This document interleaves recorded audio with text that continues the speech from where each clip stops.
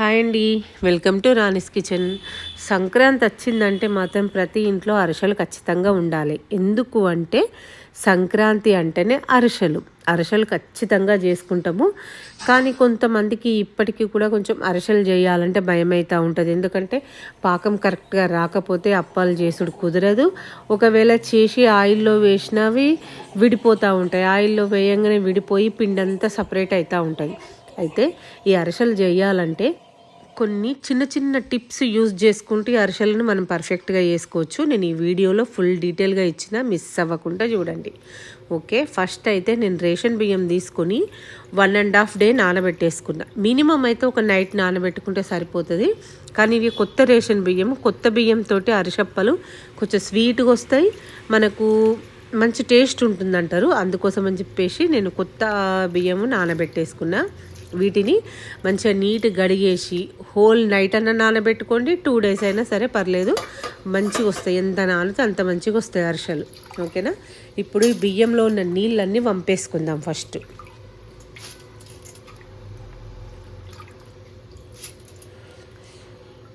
మనకున్నదంతా process పిండి పట్టియడంలోనే.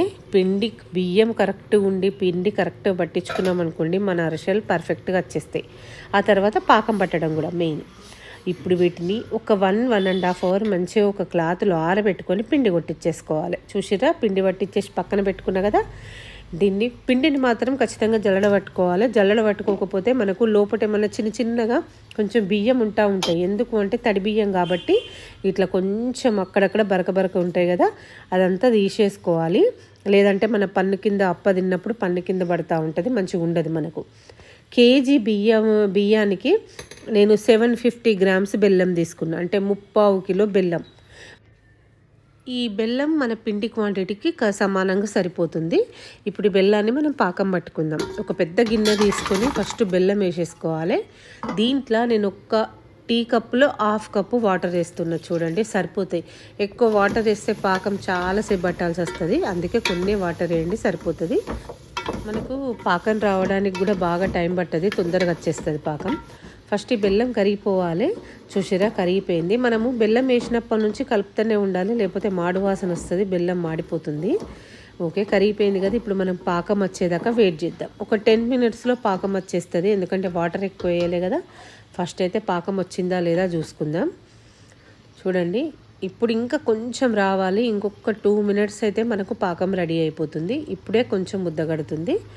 ఓకేనా, ఒక 2 minutes మళ్ళీ కొంచెం మరిగించిన తర్వాత ఇప్పుడు మనకు పాకం వచ్చింది. ఆల్మోస్ట్ అలా కలర్ చేంజ్ అయింది కదా, మనకు బెల్లం కలర్ చేంజ్ అయింది, నురుగు కూడా బాగా వస్తుంది. చూడండి, పాకం మెల్లిగా దగ్గరికంటే ముద్ద రావాలి. మనం చేతిలో తీసుకున్నాక మాత్రం బాల్ లాగా వచ్చేయాలి. కాలుతుంది కాబట్టి నేను మెల్లిగా చేస్తున్నా. చూడండి, ముద్దలాగా వచ్చేసిందా. ఇప్పుడు మనకు పాకం వచ్చేసినట్టు. ఇప్పుడు మనము ఇందులో పిండి మొత్తం కొంచెం వేసుకుంటూ కలిపేసుకోవాలి. అయితే యాక్చువల్గా బెల్లము పాకం పట్టేటప్పుడు 2 ఉంటే మంచిదంటారు, కానీ నేను సింగిల్గా వేసుకుంటున్నా కాబట్టి ఒక చేతితోటి పిండి వేస్తున్నా, ఓ చేతితోటి కలుపుతున్నా. 2 ఉన్నారనుకోండి, ఒకరు పిండి వేస్తూ ఉంటే ఒకరు పాకం కలిపితే ఈజీగా అయిపోతుంది.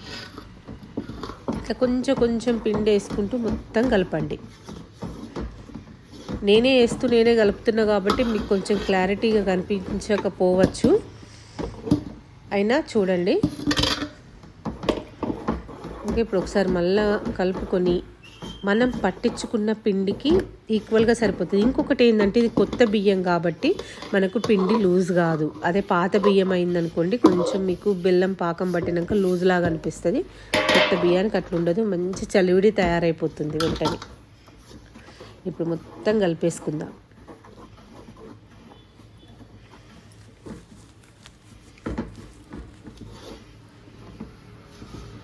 మంట ఆన్లో పెట్టుకొనే కలుపుకోవాలి. ఇప్పుడు స్టవ్ బంద్ చేయొద్దు.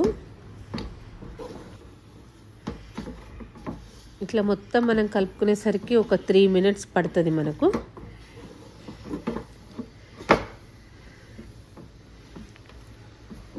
ఓకే, మంచిగా కలిపేసుకున్నాం కదా. మొత్తం పిండి అడుగు నుంచి గిన్నె అడుగుకేమన్నా ఉన్నా కూడా అంతా ఒకసారి గట్టిగా ప్రెషర్ పెట్టేసి కలిపేసుకోవాలి. ఎందుకంటే బెల్లం కదా అతుక్కపోతూ ఉంటుంది. ఇప్పుడు దీంట్లో మనం ఏం చేద్దామంటే ఒక 2 టేబుల్ స్పూన్ల నెయ్యి వేస్తున్నా. నేను గడ్డగట్టిన నెయ్యి వేసుకుంటున్నా, ఎందుకంటే అది చల్లారేలోపు ఈ నెయ్యి మొత్తం కరిగిపోయి పిండి అంతా స్ప్రెడ్ అవుతుంది. ఓకే, చూసారా మన పిండి చల్లారినాక ముద్దగా ఎంత మంచిగా వచ్చిందో. ఇప్పుడు దీన్ని మంచిగా అరిసెల్లాగా ఒత్తుకొని వేడివేడి నూనెలో వేసుకొని కాల్చుకోవడమే. మంట మాత్రం పెద్దగానే పెట్టుకోండి, ఎందుకంటే అరిసెలు ఆయిల్ ఎక్కువ పట్టుకుంటాయి కాబట్టి సిమ్ మీద పెట్టిర్రనుకోండి ఆయిల్ మొత్తం విరిచేసుకుంటుంది అరిసెప్ప. చూసారా ఎంత బాగా పొంగిందో. టెన్షన్ లేకుండా ఈజీగా చేసుకోవచ్చు. భయపడితేనే ఇది పాకం పట్టడం మనకు కష్టమవుతుంది. కొంచెం జాగ్రత్తగా చూసుకుంటూ చేసుకున్నాం అనుకోండి మనకి ఇంట్లో పర్ఫెక్ట్గా మెత్తగా ఉండే అరిసెలు రెడీ అయిపోతాయి. దీనికోసం పెద్దగా కష్టపడాల్సిన అవసరం లేదు. పాకం పట్టడం వస్తే దీనంత సింపుల్ రెసిపీ ఇంకొకటి లేదు. ఓకే, ఇట్లా నేను అరిసెలన్నీ తయారు చేసుకొని చల్లారిన తర్వాత మనం ఎయిర్ టైట్ బాక్స్లో పెట్టుకొని పక్కన పెట్టుకోవాలి. ఎందుకంటే గట్టిపడకుండా మెత్తగా ఉండాలంటే మంచిగా బాక్స్లో స్టోర్ చేసుకుంటే సరిపోతుంది. ఓకే, మరి సంక్రాంతికి నా అరిసెలు రెడీ అయిపోయినాయి. మీరు కూడా ఒకసారి ట్రై చేయండి. ట్రై చేసి మీకు ఎలా వచ్చిందో కామెంట్ చేయండి. అలాగే నా అరిసెలు మీకు నచ్చితే నా వీడియోకి ఒక లైక్ చేయడం మర్చిపోవద్దు.